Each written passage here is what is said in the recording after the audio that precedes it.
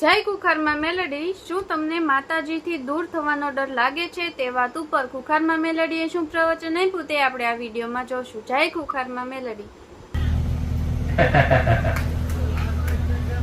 મારો ઉદ્દેશ એક જ છે, ભક્તિ ભાવ તમારી મા પ્રત્યે હરખ પેદા થાય અને એના આનંદની અનુભૂતિ થાય કે ભક્તિ શું છે જીવનનું. સુખ દુઃખની વાતો તો સુખ દુઃખ હગા ભાઈઓ છે. સુખ ના માગશો પાછા દુઃખ ભેટાઈને જ આવવાનું છે, વગર માગે આવવાનું. કોઈ દુઃખ માગે છે કે માતાજી દુઃખ આપજો? કોઈ ખરો કોઈ વીરલો હોય કે દુઃખ માગે, મારા દીકરાએ મારી જોડે દુઃખ માગેલો છું, હું મેલડી આવું છું. શામ કે છે માતાજી આવો છો દીકરો તમારો, બધા સુખની આશા કરે તો દુઃખની આશા કરે, એટલે માગે કે માં દુઃખ હશે ને થોડું ઘણું તો જેથી હું તને કોઈ દાડ ભૂલી ના જાઉં એનો ડર રહે, એટલે હું મેલડી આવું છું. શું આવો ડર થાય છે તમને કે માતા મારાથી દૂર ના થાય, માતા મારાથી છેટી ના થાય, માતા મારાથી રિહાઈ ના જાય? જો આવો કદાચ કોઈ દીકરાઓનો ડર રહેતો હોય ને તેનો બેડો પાર કરી છું મેલડી.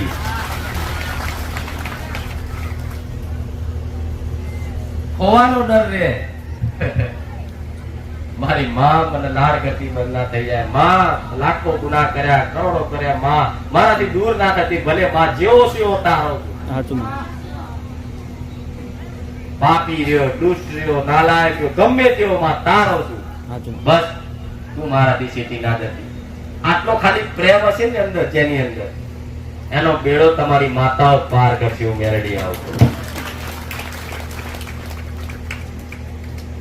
શું ખબર કે માતા તમે જેમ જેમ ભક્તિ કરો એમ કહેવાનો બધાનો મતલબ એવો હોય કે માં મેં ભક્તિ ચાલુ કરી એ ત્યારે કષ્ટી વધી હતો.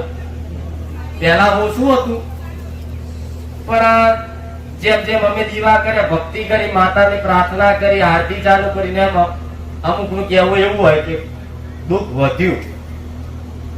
તો એનું કારણ શું કોઈ જાણે છે કે દુઃખ વધે છે? પરીક્ષા તો બરોબર છે, માતાઓ પરીક્ષા નહીં કરતી, હું આવું કઉ છું. લો ચલ મારા જેવી માતા તો અંતર્યામી કહેવાય કે આ દીકરાની પરીક્ષા કરીશ, આ પરીક્ષાથી પાસ થશે કે નહીં, આનું રિઝલ્ટ શું છે એ મને પહેલેથી ખબર હતું. પરીક્ષા શું લેવા કરું? વિચાર કરજો. મને તો મારા દીકરા મારી બચ્ચીને ખબર હોય ને, મારા ભક્તની, કે હું આની આ પરીક્ષા કરીશ, તેની ભક્તિના અનુમાન ઉપર જ હું માતા નક્કી કરી દઉં કે આ પરીક્ષામાંથી પાસ થશે કે નહીં થાય. પહેલેથી જ મને ખબર હોય.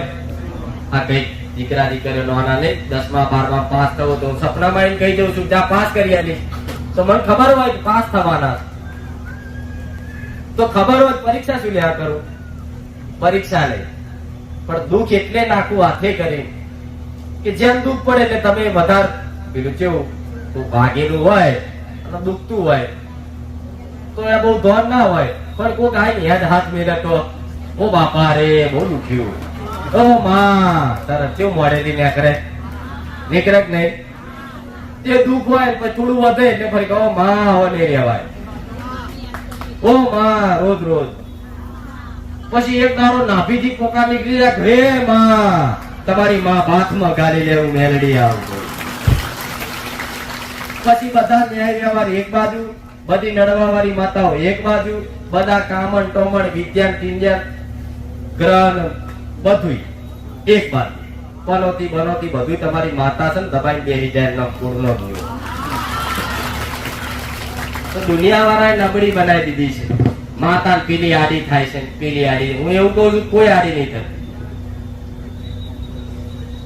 કે તળિયાની મેલડી કે તમારા 84 ખાતાની કોઈ વડીલોની મશાળી મેળવી, કારણ કે હું બહુ છે ચોખ્ખી વાત કે બેન મેળ ના આવે, સાચી વાત છે. પણ જેમ રોમાયણ જોયું છે પેલા નાટક કરવા વાળા આવતા હતા, ખબર છે? ભવૈયા કે ને, એ ભવૈયા આવે એટલે કોક હનુમાનજી બને, કોક રામ ભગવાન બને, કોક રાવણ બને, કોક સીતા બને, પછી હોમ હોમે લડે ને નાટક કરે. એ નાટક પતી જાય એટલે પડદા પાછળ બે ભેગા ખીચડી ખાતા હોય. હા, શું ખોટું? પેલો રામ તે અને રાવણ તે. એવી રીતે માતાઓનું એવું જ હોય. તો બધી માતાઓ એક જ છે, પણ આ તો તમને એવું જ્ઞાન કરાવવા માટે આવું કેવું પડે મારે કે તમારી બહુચર કે તમારી ચામુંડા મઢમાં નહીં, બહાર છે, જેથી તમને ઝાટકો વાગે. હાય, મારી ચામુંડા મઢમાં નહીં, લાય મારી માલ લાય દો મઢમાં. એટલે મારે કેવું પડે, મારે નાટક કરવા પડે. લો, હું મેલડી આવું. નહીં તો હું માતા એવું કઉ છું કે માતા મઢમાં જ તમે જો જાઓ તો બાઇક પર જાઓ તો બાઇક પર આવો, જો જાઓ તો ગમે તે. હા ભાઈ, તો પછી શંકા એવી કરવા નહીં કે માતા મારી મઢમાં તમારા ઘેર જ છે. હું કહું એનું કારણ જો કોઈ સાચું બોલે છતાં હું સાચું બોલી જઈ, તમારો ભાવ મને બોલાડી દે. મારા ખાલી કહેવું પડે કે તમારી માતાઓ મઢમાં નહીં. તમારી માતા હોય 20, તેણું 20, પણ હું એવું કહું છું કે તમારી જોડે જોડે જ હોય. જો તમારી માતા ખાલી તમારથી 1 સેકન્ડ છેટી જાય, તરત તમારી ટિકિટ ફાટી જાય ભગવાનના ઘેર.